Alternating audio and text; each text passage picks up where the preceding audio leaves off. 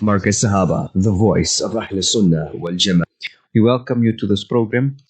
It is our interview segment.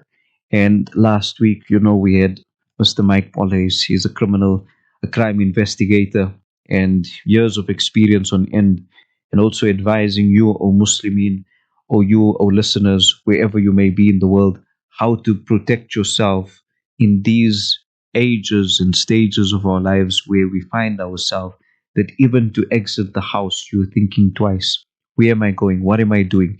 Am I safe? Even if you are in your house, as we've been warned so many times about the cyber crimes. Let's welcome Mr. Mike Bolhuis. How are you doing this morning? Thank you, guys. Thank you for the opportunity. Yes, last week we spoke of a few aspects, and I know we touched on there what was happening in China and those spy cameras, which has become so common now, especially in China. I don't know if you've gotten an opportunity to go deeper into it. Yes. I just want you to rephrase the question. I was on silent for a moment because I had to make arrangements for the next 30 minutes or so to be not disturbed. So if you could just re-ask that question, I will Yes. answer it. Last week we spoke about the spy cams in China and Yes, how they are utilizing, and perhaps this has got nothing to do, and I'm sure it's got nothing to do with the hotels, but of course they should put in measures now to see how they can protect themselves. But these seem to be like individuals who are just using opportunities and going into these rooms in the hotels and yeah, planting these correct. cameras and then utilizing it for their wicked and putrid benefit, and that is on the pornography websites. Yes, Perhaps you can correct. share with us more information. That is in fact true, and this is happening. The reason why you don't or us as the public or as investigators hear of it is because people are very embarrassed. I mean, if you go on a platform which you shouldn't go on, a pornography platform, I've warned against this how many times, and you see there's videos and photos of yourself, who do you go to? Who do you speak to? Because first of all, you have to explain how that got there. And the chances of you going to believe that you were totally and absolutely innocently, without any fault on your side, on a platform, is going to be very difficult.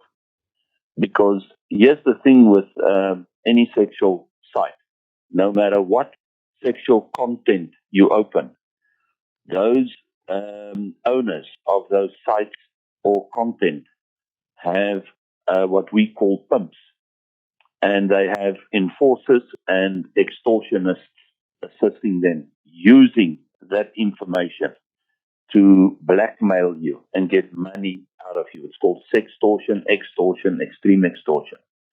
I think I've sent you the projects. If I haven't, I want to send you a group of projects which I want you listeners to read carefully.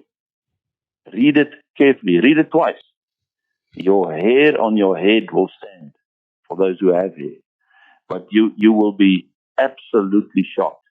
So this is in fact true that you can be filmed in a hotel room or in a holiday resort, and we've had received complaints in the past, but it's very seldom that people will come forward and make formal complaints because I prefer rather to try and deal with the platform themselves and try just to report it through the normal channels on the platform so that nobody else would know of this. Because now, let's take me and you as an example again. Who do we go to without it raising in any way attention and suspicion? And then more knows. And then more might go and have a look. Because people are very inquisitive. They just cannot help themselves. It's one of the biggest problems. Curiosity strangles the cat. It's a slow process, but it eventually strangles you. It just draws so much in, and it causes so much pain and unhappiness about the whole thing. So they prefer to handle it privately, confidentially, and then just leave it. But sometimes it comes out where other people would contact them and say, listen, we've seen you on this, that, and the other. And those might be very close and dear friends and family members, because strangers won't just do it, because then you can say to them, but what are you doing on that platform? Yes. So, that this whole scenario that we have here and that we're discussing here is one that people would, whether they're involved or getting that information of you or getting that stolen footage or what, themselves is also in the wrong and being involved in something that is absolutely, in my eyes, criminal. It's wrong. It's second-rated sex. It's very damaging. The thing with pornography, what people don't realize, and if we're going to speak now every Wednesday morning at this time, I will next Wednesday further unpack this and explain the dangers of pornography, what it does to children and what it does to mature people, because you get enslaved. One of the biggest, strongest addictions is pornography. It equals to heroin and it equals to drugs and liquor. And the problem with pornography as drugs and any other addiction, it starts with just watching something, but your mind is built in such a way that when you've watched it a few times, it doesn't have the same effect anymore. It's the same with drugs. It's the same with liquor. Then you need more, stronger. And then you go into and you delve deeper, and eventually you get people that get the worst kind of porn possible, like sex with animals, or snuff movies, or rape movies, etc., because it doesn't do it for them anymore. And I think for yourself, if your mindset is already so rotten to that point, how can you love your wife without thinking on all these things and all these things that you have seen that you cannot unsee? Because if you're loving your wife, what is in your head? Exactly. If it's not your wife, you're not loving your wife. You're using her, you're abusing her, and you're giving and gratifying yourself by what is in your mind. You close your eyes and you think of other things and what you've seen and what you are hooked on. It's very dangerous. And women pick it up. And families pick it up. So pornography is an extremely, extremely dangerous. Any sexual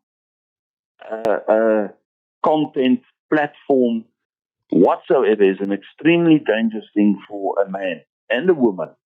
And it's dangerous to the man and woman and the family and the relationships. And it's an absolute no-no. And it's very difficult for those listeners that has this problem, for them to put this down and to stop it.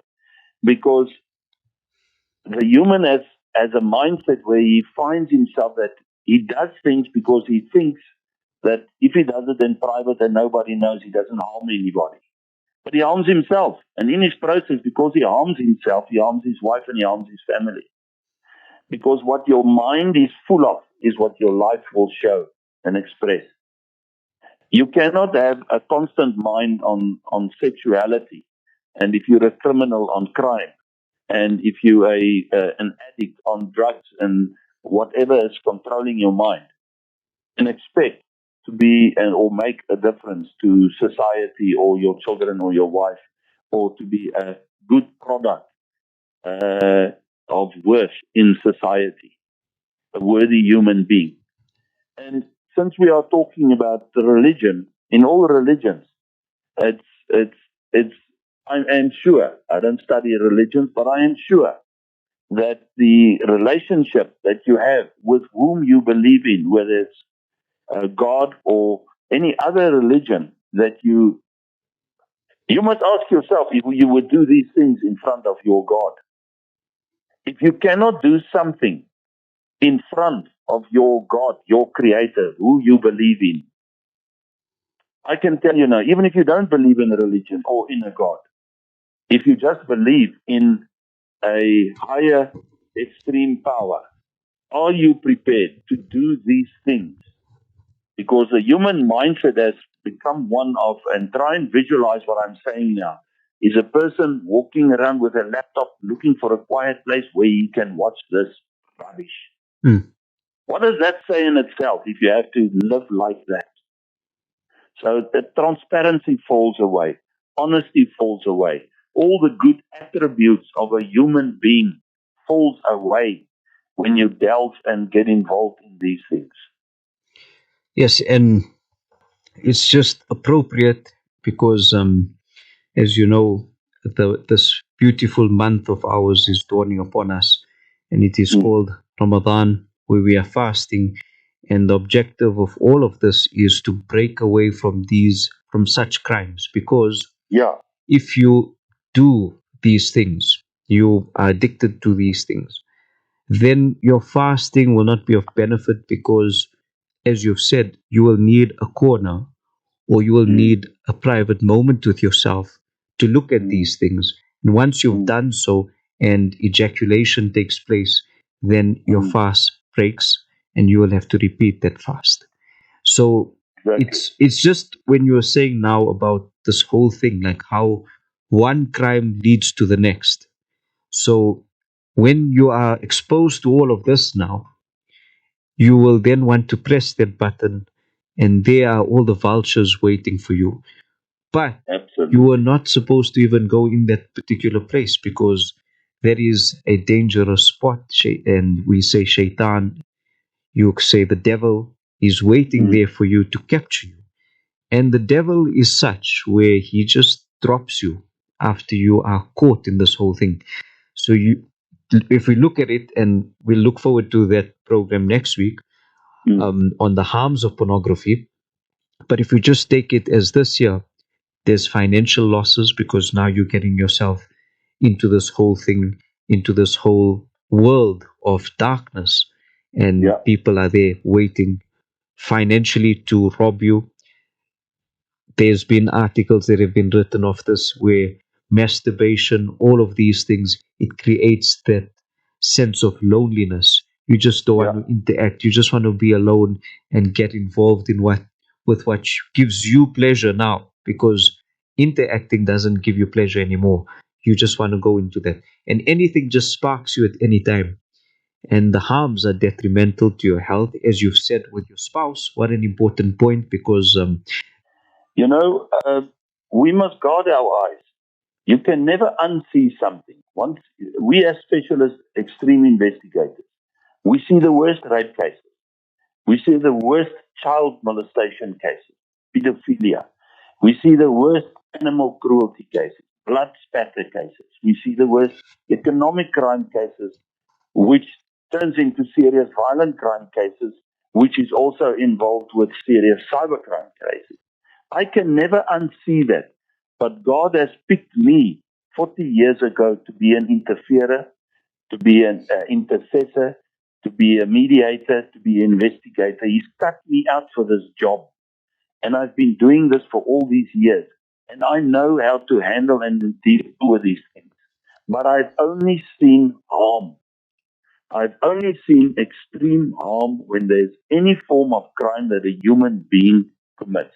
And you can commit it with your ears because you must guard your ears because it comes with sounds. And sounds and visual, if we talk about sexual content, it goes hand in hand together and it builds up in your mind. It's in your memory. It becomes a situation where you can bring it up and visualize. And what I appreciate of you, you say it straight as it is.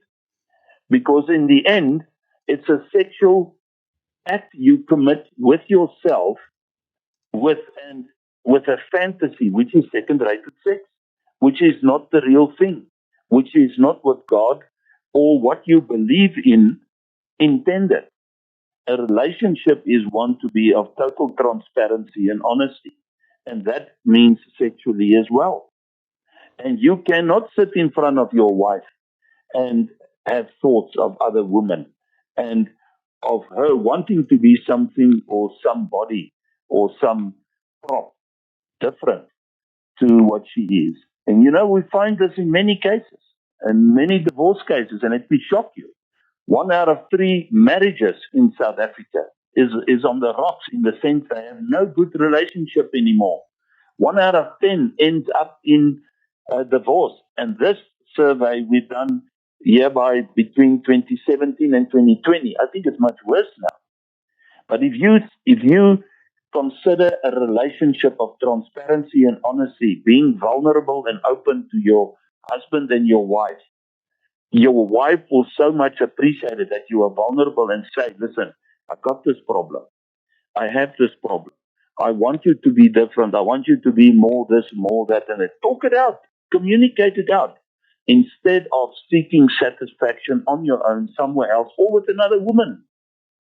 But the mindset of people have become so devious that they do so many things on their own, by themselves, and not being transparent and open and honest, and live many faces, have many faces on their skin, on their body.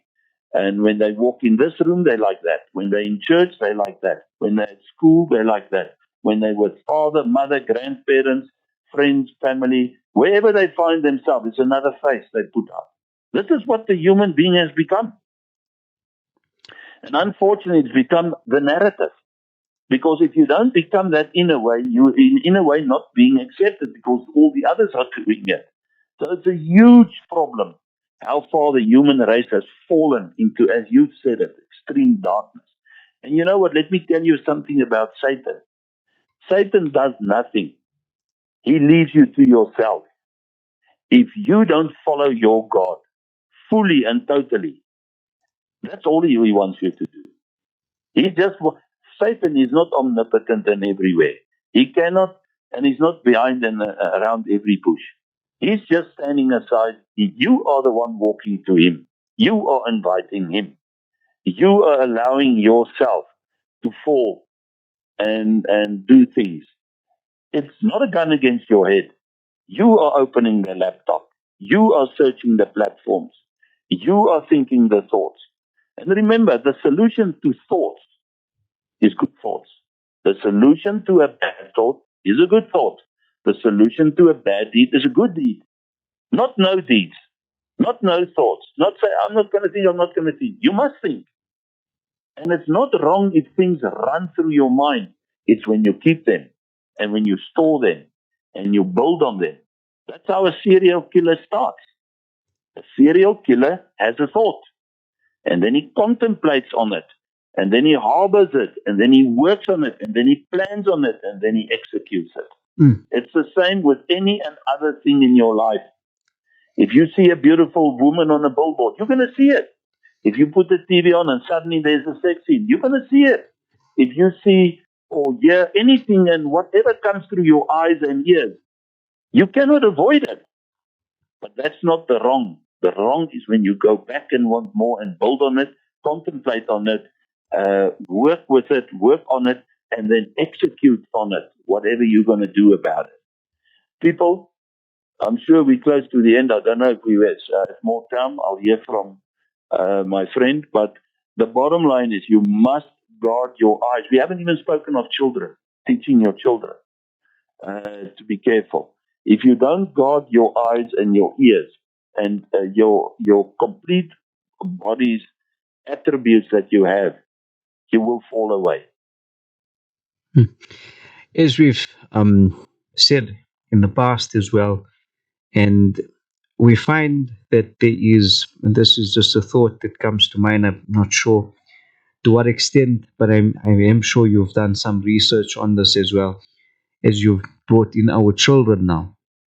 But we Yeah. can discuss this at another time. But just to introduce this point here, that I recall as we were growing up, there was this game that we used to love to play. And why I say this also to the listeners is so that you can alert your children.